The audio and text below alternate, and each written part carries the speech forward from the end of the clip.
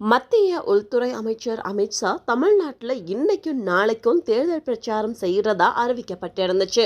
ஆனால் திடீர்னு அமித்ஷாவோட தேர்தல் பிரச்சாரம் இப்போ ரத்து செய்யப்பட்டிருக்கு. லோக்சபா தேர்தல் பிரச்சாரம் தமிழ்நாட்டில் அனல் பறந்துட்டு இருக்குன்னு சொல்லலாம். தமிழ்நாட்டில் முதல் கட்டமாக ஏப்ரல் 19ஆம் தேதி வாக்குப்பதிவு நடக்க போகுது.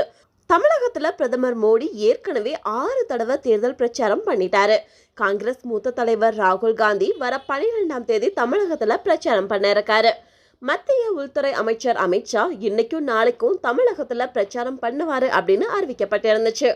மதுரை பழங்காநத்தம் பொதுக்கூட்டத்தில் பங்கேற்கிற அமித்ஷா சிவகங்கை ராமநாதபுரத்தில் பிரச்சாரம் பண்ணுவார். அதே போல் கன்னியாகுமரியிலையும் அமித்ஷா பிரச்சாரம் பண்ணுவாருன்னு அறிவிக்கப்பட்டிருந்துச்சு. இதுக்காக மதுரையில் பிரம்மாண்ட மேடை அமைக்கிற பணி கூட நடந்துட்டு வந்தது. இந்த நிலையில திடீர்னு அமித்ஷாவோட தமிழக பிரச்சாரம் ரத்து செய்யப்பட்டிருக்கு.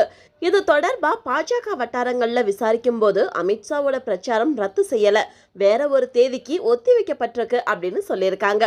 அதே நேரத்துல அமித்ஷாவோட பிரச்சார கூட்டம் நடக்கிற பகுதியில சில ட்ரோன்களை பறக்க விட்டு பீதியை ஏற்படுத்தியிருக்காங்க.